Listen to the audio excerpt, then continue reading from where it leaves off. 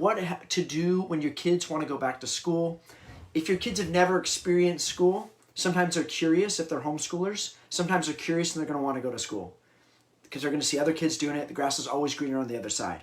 Then you're going to also have some kids and they've been to school, especially if they've been past like fifth grade to 7th grade, somewhere in there, and they're going to get attached to school, and it's going to be a painful break. And we're going to talk about that tonight, how to handle that situation. I think this happens a lot, actually. So this is something that's been brought up a lot. I know that I was asked another question tonight about how to help kids handle grief, just so you know. I'm not touching that one tonight because that's something I'd want to put more thought into. So I'm not ignoring it. But this question was asked in the comments tonight. Somebody privately messaged me, and a lot of parents ask it. And it kind of breaks my heart. I keep seeing this happen more and more and more, even in my own family. People putting their kids back in the school system. It's like, I thought we'd cured that. And you kind of like lose focus. You think you're all on board, and then next thing you know, their kids are back in school. And a lot of times when I touch base with them, they'll say, oh, the kids just kept pestering me. They wanted to go to school, and I thought I'd let them try it. And what happens is they say, oh, I just thought I'd let them try it for grade school and stuff like that, but maybe I'll pull them out later. Well, it probably won't happen. They'll get attached. They're going to get sucked into that system. You don't want to do it. We'll talk about why you don't want to do it in a second. Or a lot of times parents will say, oh, I'll let them experience school in high school or middle school or something like that, but I want to form them first in elementary school. Huge mistake putting them in middle school and high school. That's probably the worst time to put them in. They're in the process of kind of breaking away from their parents and forming their own worldviews, and you're putting them in with their peers, and peer influence is so powerful, especially that age. They're so desperate, especially for the opposite sex at that point. They're starting to look for a mate. And I talked about that a lot in the last video, the 2-hour one I did a few weeks ago. So it can be really dangerous. I would never put my kids in school in middle school or high school or elementary because it's too important to waste on school. So anyway, but I can see why it's a tough decision. Your kids start hounding you. This did happen with one of my daughters because we kind of got my oldest daughter. We kind of got a late start with her. We didn't implement all the Raising Children for Greatness things. We let her develop friends that were in school that weren't necessarily super good influences, and she was going to youth group and seeing all this other stuff, and she always felt like she was missing out on stuff. And then she started getting interested in boys, and the boys are at school, and these other girls are, able to see him and stuff like that at school. So she starts to feel like she's missing out, and I totally understand that. So this can be a tough thing for you to do. It's easier, I think, if your kids never step foot in school. It is easier to just keep them out of it. So I would start there. But if your kids have already been to school and they're wanting to go back, it can be a challenging decision, a tough decision, and they can keep pressuring you, especially because a lot of parents, they make the mistake of starting off like this. They say, we're just going to, especially if they pull them out of school, they'll say, well, we're just going to try it out for a little bit. We're just going to try out this school thing, the homeschooling thing, and if we like it, we're open to going back to school. That's a really, really bad thing. You're setting yourself up for failure. Caesar used to burn his bridges. The Romans would burn the bridges, or Caesar burned the ships. In fact, there's this scene when he comes to invade Great Britain, and the Celts are up there and they're these huge guys compared to the Romans. These huge warriors, crazy warriors up there on the cliffs, just lining them. They're outnumbered like 10-1, the Romans. And the Romans are like a little bit nervous, and they're on the shore below, and they start looking back at the ships, and Caesar notices that, and he tells his generals to burn the ships. Not hide the ships, not remove the ships, out of sight, out of mind. He says burn them. Let the men see that we're going to burn these ships so that they know that the only way that they're getting home, back to their families, is if they're successful. So there is something to that. When you start homeschooling, I highly recommend, you started for a reason, don't try it out. You burn the bridges, burn the ships. You're not going back. Victory is the only option. You can't keep one foot in both camps, because there will become time when it's stressful, when you feel like it's maybe not worth it, and you just want to kind of unburden yourself, so you put your kid back in school, and then you're unsuccessful. And so that's the first thing, is I would highly recommend you committing to homeschooling. You'll be more successful that way. The second thing, should children ever be allowed to decide for themselves? And they're going to get two arguments. They're going to ask to decide for themselves at some point. They're going to say, look, especially if they're older, like middle school, high school, to say, look, I understand you don't like it, but can you just trust me? And I tell my kid, yeah, I could trust you. I can trust you, but I don't trust the school system, and you don't run the school system. you're not setting up the assignments, right? You're not running the school system. I don't trust the school system, so that's why you can't go, even if I trust you. And then the second thing I would tell them, it's kind of funny. I told my daughter this. They may get it. They may not. They may not think it's funny.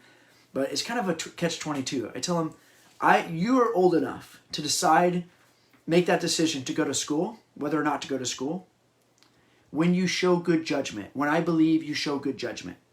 But if you ask me and say you want to go to school, to me, that's a sign, that's bad judgment, that you're making bad judgments. You're not making the right decisions. And since you're making bad judgments, I can't let you make that decision for yourself. But if you come to me and you tell me you don't want to go to school, Dad, you'd rather homeschool, then you can make that decision up for yourself because you're showing good judgment. So it is a catch-22. My daughter didn't think it was funny, but it's true. I say the same thing with dating. I'm like, of course, like there will become a point in time when you can choose. If you want to date, you can choose that for yourself. But if you choose that you want to start dating, then to me, it's a sign that you're not ready to make that choice. We say that with movies too. Yeah, you can watch whatever you want, as long as you don't want to watch. We have a pretty strict limit, like let's say PG-13 or R movies, right? Or even stricter than that sometimes. Because if you want to watch those movies, it shows me you're not ready to pick your own movie selection. So it's a catch-22. I do it with the homeschooling thing. I'm like, yeah, you can totally decide if you want to go to school or not. You can make that decision when you're ready. But if you want to go to school, it's a sign to me that you're not ready to make that decision. Okay, it's not funny. I don't know. My daughter didn't think it was funny. But basically, we're the parents. And kids don't always make the best decisions for themselves. So ultimately, we need to make that decision for them. For me, it's not an option. I've told other people I would live under a bridge and be homeless before I put my kids in the public school system. I'd probably let them smoke crack before I'd let them enter the public school system. I'm joking. I don't really mean that. I'm joking, kind of. I am joking. Don't quote me on that one. But I wrote a 400-page book revealing public education. And I think once you understand what it is, and I've had a lot of moms come to me like, oh, I'm kind of hemming and hawing, and I want them to take this class, or I want them to get some calculus or something like that from the public school system. So I'm thinking about putting them in high school. And many people, as soon as they've read this book, said, oh yeah, I would never put them in. I would never trust these people with my kids. Okay, just look what's going on in the school system right now. We're battling the school system. They're behind our backs. They're trying to get our kids to read hardcore pornographic material. Okay, I talked about this in Revealing School, so it's nothing new. Kids have been reading this stuff for a long time. Parents are just starting to get wind, and they're challenging the school system more and more, and it's coming into the news. But it's been there for a long time. Anybody that wants to teach kids that shouldn't have access to anybody's kids. So even if these parents win, they're like, well, we need to fight for our schools. Even if we win and we get that stuff removed from the schools, you're still handing your children over to the people who thought it was okay for you to read your kids to read this pornographic material. You're handing your kids over to people who will teach them that it's okay to kill their unborn babies, or who will teach them that, or confuse them about gender, right? Even if you get that curriculum removed, why would you trust these adults with your kids? They've shown poor judgment. I would never let the kids have access, or the school have access to my kids, no matter how much they want it. And we know kids aren't the best at making decisions for themselves. Many of the things that they want for themselves are destructive. Like the things my kids want to eat, it's usually not the healthiest stuff. And usually when you really nail your kids down on it, about why they want to go to school, it's usually not because they want to get a great education. It's usually for social reasons, and because they know that they have a certain realm of freedom from their parents. Because you're a strict parent, you set good guidelines, and they know if they can get away from you, they can behave badly in school. I that was one of the reasons I liked school. I could go. I was swearing. I was getting into fights. I was smoking. And my parents had no clue what was going on at school. I was disrespecting teachers, and you could get away with a lot. I told the teacher to shut up, and thought I was really funny, and everybody's laughing, and you could get away with a lot. And my parents were oblivious. The notes only went home when I did something really bad, but I was getting away with stuff all the time. Horrible behavior, and my parents had no idea. And that was one of the reasons I liked to go to school. And the other reasons was friends. But again, you're not at school to make friends. And I've talked about this before. You actually want to keep your children away from their peers. Never do you put your kids together with other kids their own age. Almost never is the behavior, the social behavior, elevated. Like very rarely do they come together and they're like wanting to start a charity and stuff without parents being around, or sometimes you get great kids and it works, but usually the behavior deteriorates. This happens to me. I just send my daughter to Sunday or youth group sometimes, and she comes back and the behavior is deteriorated in an hour, a week before when she was hanging out with some of these kids. It's like coming back with a little bit of attitude, and she was disgruntled because she couldn't do this and this and this. I'm not going to let her be in that toxic environment all week long. I'm very careful with the friends she selects. And the problem with the public school system is the popular kids, the cool kids, they're popular for the wrong reasons. It's not usually the kids who are on track, who are going to achieve great things in life, who are really motivated, really polite, that are popular in school. It tends to be the rebellious kids, the kids with attitudes, the girls who dress a certain way and act a certain way that end up being popular, and it's held up as kind of like ideal socially. And your kids will want to start to mimic that. So I want to keep that away. But if it is a friend issue, which it almost always is, a social issue, the kids want to go to school for the social aspect, then get your kids some friends. I don't necessarily say put them in youth group or put them in like these big co-ops or something like that. It's awkward, and it can be destructive as well. It can get bad friends even in homeschool co-ops, right? Actively seek out some friends who have similar values to you and have children of the same age. It's really good if you can find, I have some friends with big families. The O'Crowleys, for example, they've got six kids, I think that's right, 6 kids, all these different age groups, so we can get together as a family and everybody's kind of paired off with a friend. It's pretty cool. But I trust that family. I trust those kids. They're respectful kids. We still chaperone, and are careful with the boys and the girls. But I trust that family. It's a positive influence, and I help pick the kids. I help pick the friends. When we first got to Texas, this was a real big issue because my daughter was craving friends. And we went to a youth group, and she started to make some friends, and we were in some weird homeschool groups, and it was the wrong friends.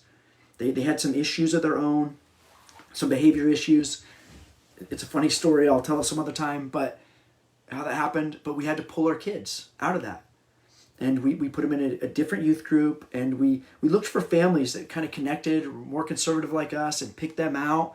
Looked at how well their children were mannered, and then we put them together. And it's amazing. It's not like one of those dating sites where you have to match up all this criteria. If kids don't have access to 150 friends to choose from, and it's only 2 kids the same age, they pretty much get along. Like the neighbor kids, like they're the only kids in the neighborhood to play with, so my kids play with them, and they enjoy them. So you can pretty much pick your kids' friends. So I would pick a family. I'd help them pick their friends. It's not like you say you have to be friends with this person, you have to like them, but you put them together.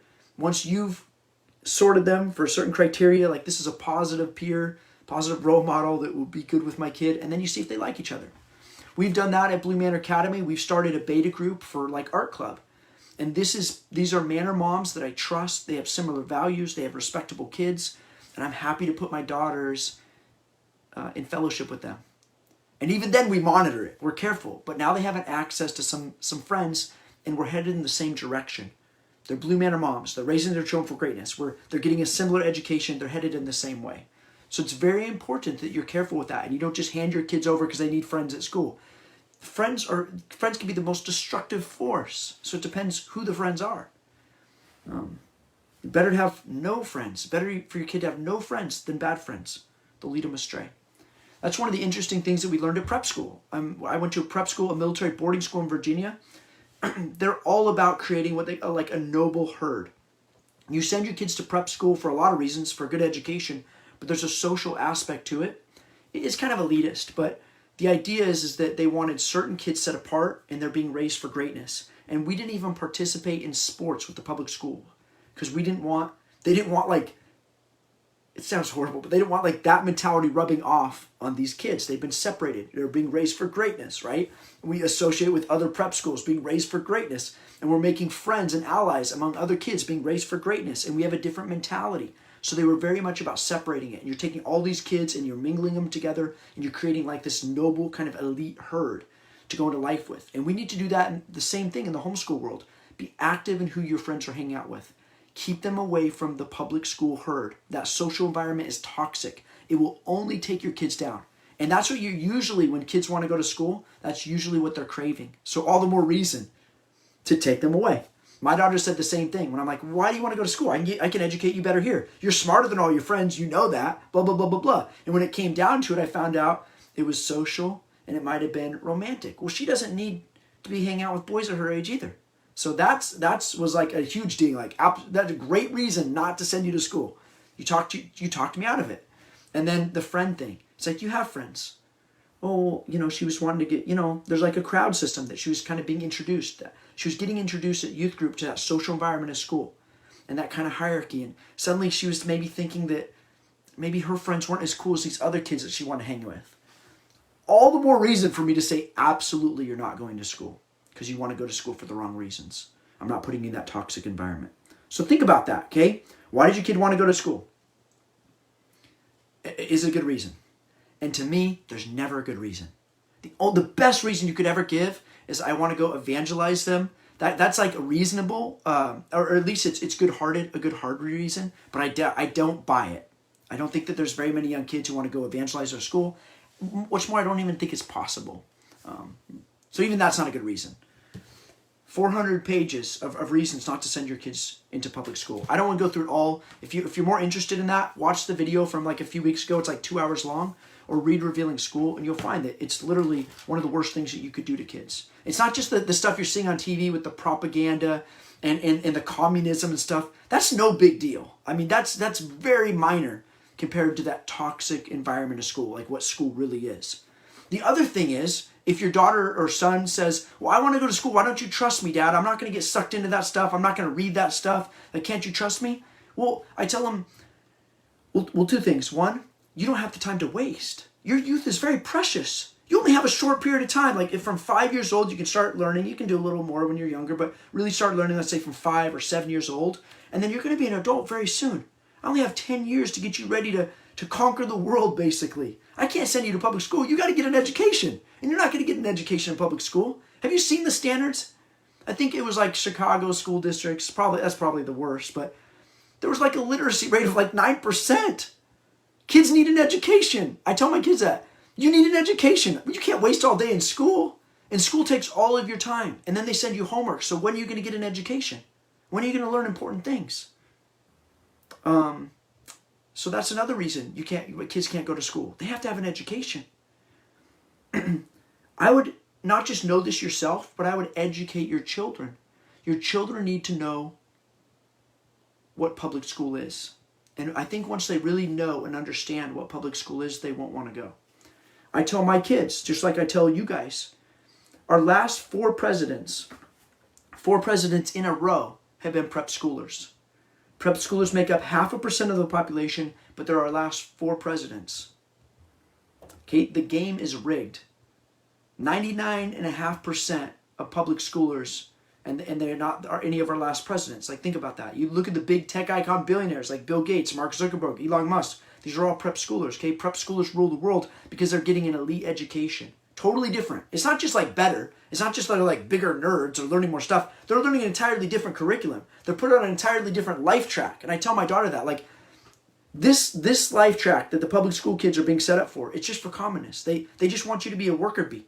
They want you to like work at McDonald's, or they want you to work in Walmart or something like that. And there's nothing wrong with those jobs necessarily, but like, don't you want something more? Don't you want to set yourself up for success? Then you have to get a good education, and you can't get that in public school.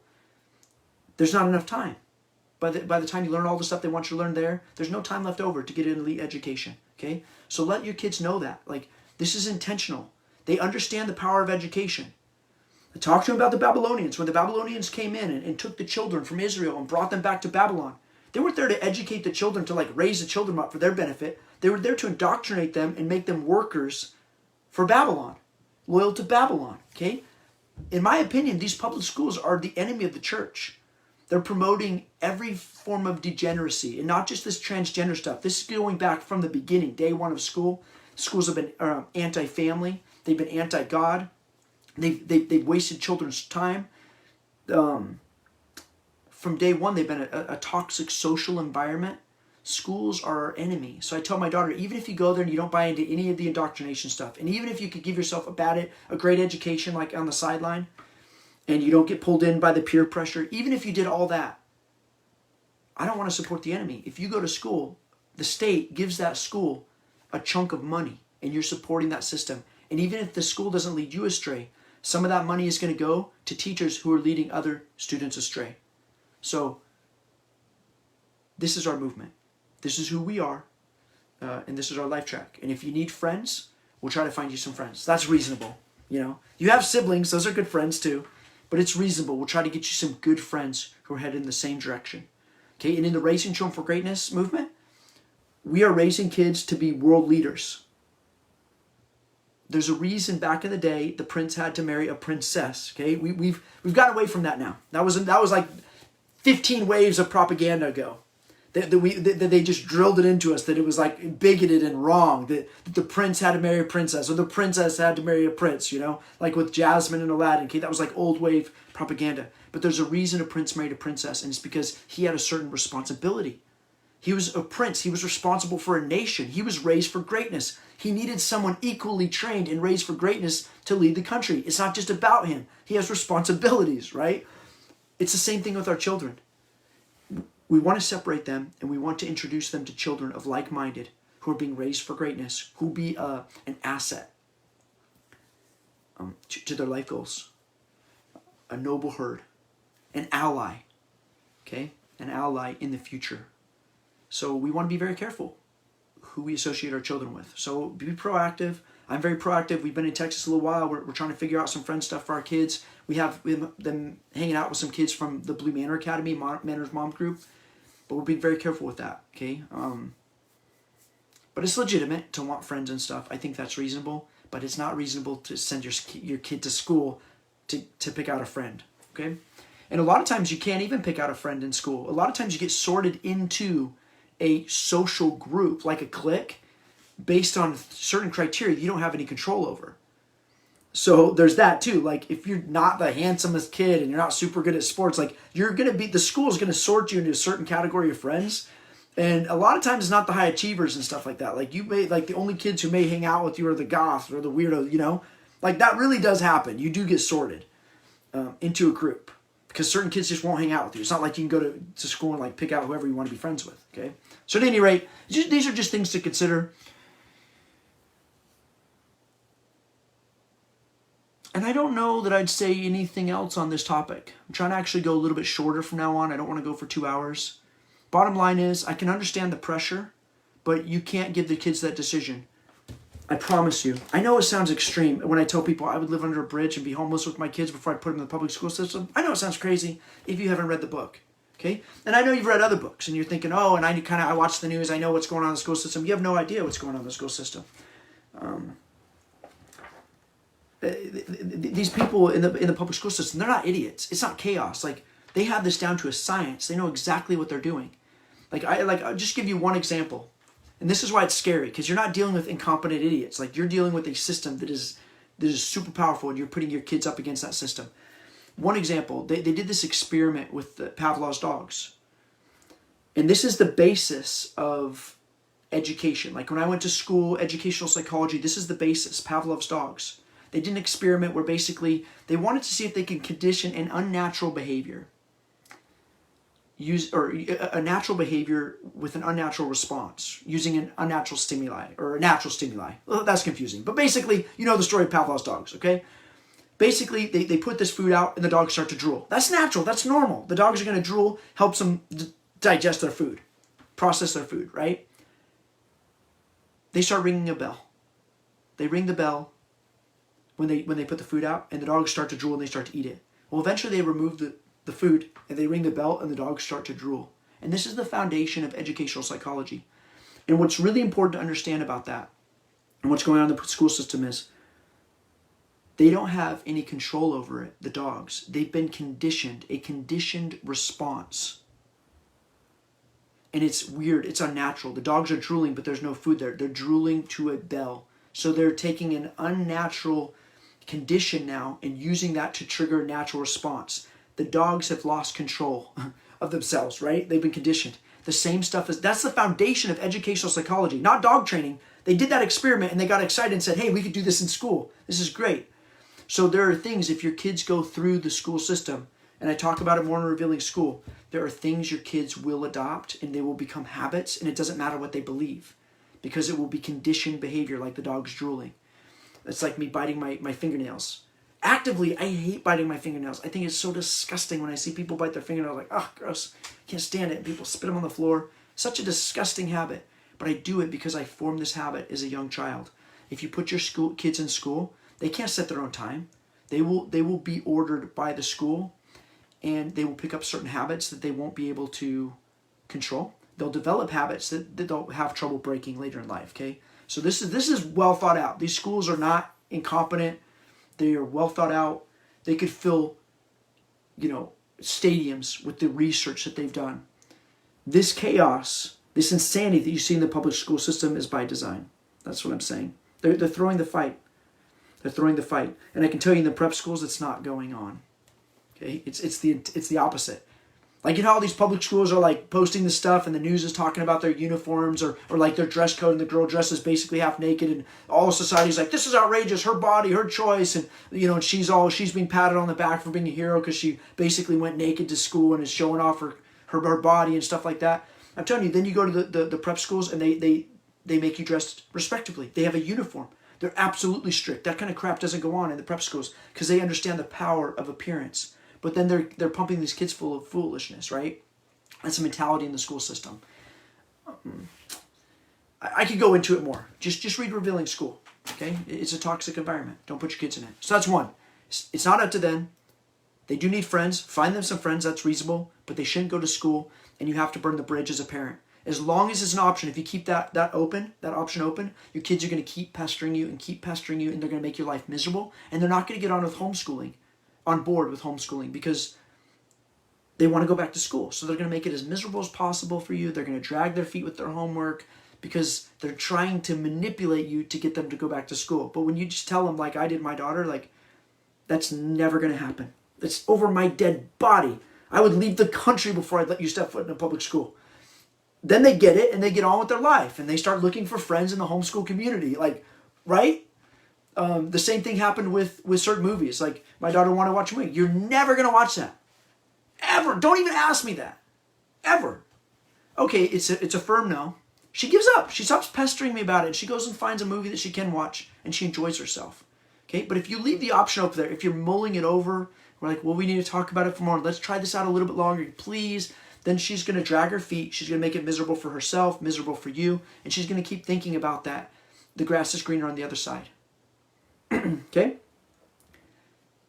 It's just like the kids in public school. A lot of them want out, okay? Because they look at the homeschool world better. That's why the parents have to make these decisions. That's all I'm saying.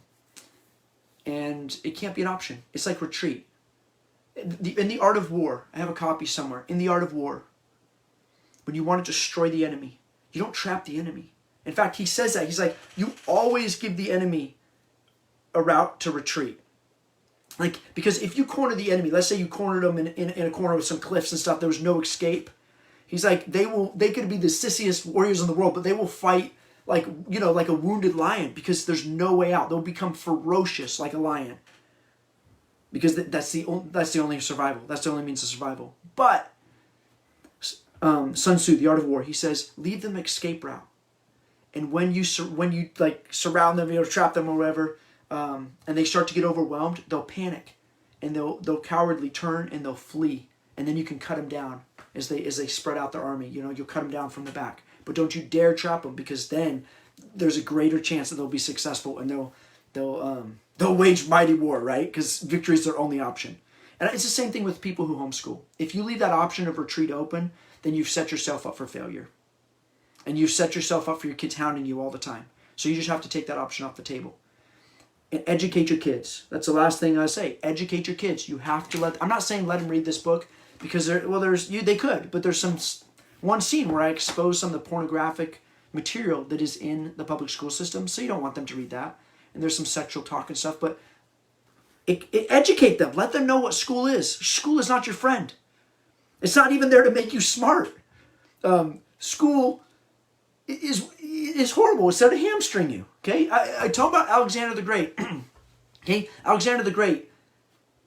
Back in the day, a long time ago, he got a great education. He was tutored by Aristotle, privately tutored by Aristotle. Okay, he had this elite secret education, right? And later, Aristotle published some books. And when Alexander the Great found out that Aristotle published these books, he was so angry with him. And he wrote him a nasty letter. And he said, thanks for nothing. My education's nothing because it's common. Everybody knows it now. Everybody knows it. Common education it's worthless. I have no advantage. You gave me nothing. And then Aristotle writes back. And he's like, hey, don't worry. Like, I didn't tell them everything. And they can't even understand what I gave them without like my special classes and stuff that I gave you. And then Alexander's a little bit relieved, like, okay, sweet, I got an elite education, okay? Because common knowledge is worth nothing. And when your kids go to public education, it's a standard curriculum. Every single child in there is learning the exact same thing at the exact same time. So when they get out of high school and they go looking for a job, they have nothing to offer that every other kid in America doesn't have to offer as well. A standard education is totally worthless, okay? The prep schools know that. And while they do cover like some certain basic things, they really hone in on the subjects of greatness, which I talk about in the next book, Power. The subjects of greatness are huge there, and they're not even teaching them in the public school system, okay? So it's a totally different education system. The prep schools are getting elite knowledge that the public school kids aren't getting. And it's like it looks equal in society, like we're all getting an education, but when they get into the ring, our last 4 presidents are prep schoolers. When they get into the ring, it's like one guy got trained in yoga and the other guy got trained in MMA. And it's equal opportunity because they can both get into the ring, but the MMA guy is going to kill the yoga guy 99 times out of 10. So, 99 times out of 100. Okay, that came out wrong. I hate doing these lives sometimes. I look so dumb. Take a little clip. I feel bad for the president sometimes. They do a gaffe like that and they cut it. 99 times out of 10. That sounded real dumb. But at any rate, they win the fight because it's thrown. They've created this parallel system. Thankfully, we can homeschool our kids and we can give them the prep school education even better, actually, from home. And that's what we're doing in the Raising Children for Greatness movement. And my kids know that.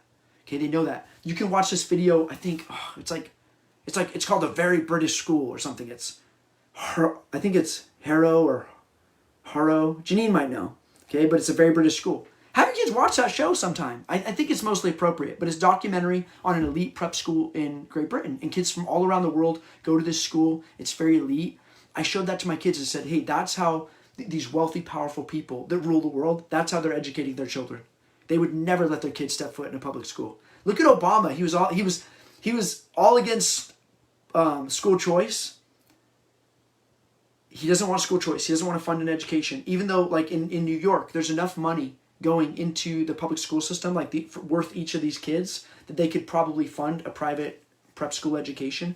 But Obama was against that, because he wanted to support the public schools and he believes in his public schools. But then he puts his kids in Sidwell Friends and probably spent $80,000 a year to educate his 2 daughters. $80,000 a year per kid, not per kid, but together.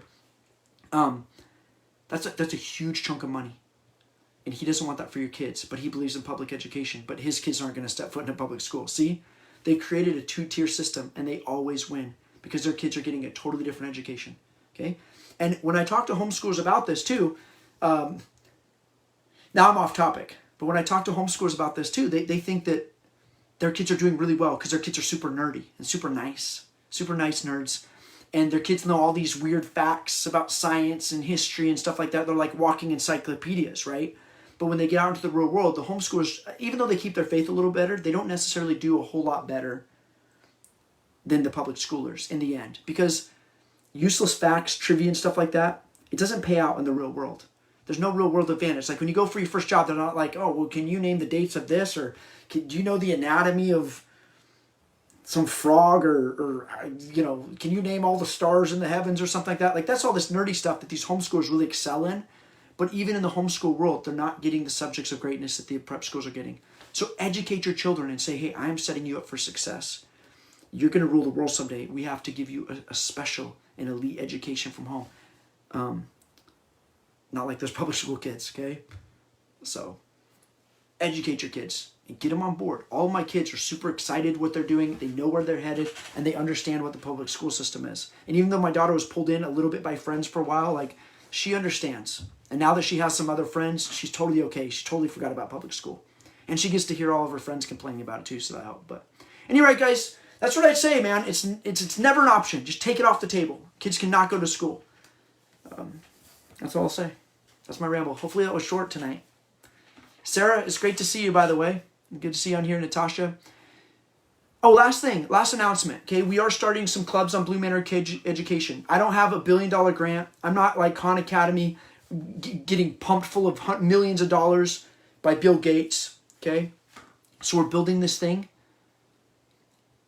bit by bit, and we're starting the social clubs. We're starting an art club. Right now, we've just opened it up to the Manor moms. These are Manor moms who have agreed to kind of help me and test things and edit and make some quizzes and stuff. And so they're getting some special privileges for their kids. They're getting the oration class. But I'm posting the oration class, for example, on Blue Manor Academy and our Master Talks, right? But we're going to start opening these clubs up to your kids. If your kids are in Blue Manor Academy and you're in the Raising Children for Greatness movement, we're going to start letting some of your kids come over and start trying out the clubs, and we'll start growing this in the next few months. So just be aware of that too. If you're like, well, I want to get my kids hooked up with other Blue Manor kids or children being raised for greatness, that's happening. We're also trying to start connecting Raising Children for Greatness moms. That's what that Manor Mom group is also. So that they can meet each other, they can feed off of each other, and we can kind of create our own international co-op, because we have people from all around the world in Blue Manor Academy, right? It's a really cool thing that we're doing. It's going to be a powerful movement someday. So, but we're building it. It's going to take time, okay? All right, guys, I will see you next week. If you guys have any questions, just ask them below. I go live every Wednesday if you're new to the group. And Power's coming. And I'm going to start on Blue Manor Academy. I'm going to start doing the Mom's Library. It's pretty much empty. It has 2 of my books on there. I think I didn't want to put Revealing School yet because it's so controversial, but I think I might put it soon. It has character and it has education on there. And I'm going to start taking the videos from Facebook off of Facebook. I might leave them, but I'm going to start moving them over and putting them in the library and categorizing them so you can find them easier. And then I'm going to start doing better classes, like Zoom classes where maybe moms can come live, or at least I can start putting some notes on the screen so it's not a ramble, and I can start teaching you guys some of the stuff that's in the books, with pictures and graphics and stuff, just stuff to make it better classes. So I'm really going to start building up the Manor Mom library to start educating moms better, okay? And then hopefully we're going to create a social aspect for Manor Moms on the site as well. And then we're working on the social aspect for children. We have to be very careful for safety reasons, and we don't want bad influences and weird people getting in the group. So that'll be overseen by moms, and we're just beta testing it, seeing how it works to keep our kids safe, okay? My kids are on the site as well, so I'm biased, I want it to be as safe as possible too. So, all right, guys, I'm really getting off now. I'll see you guys next week. Bye.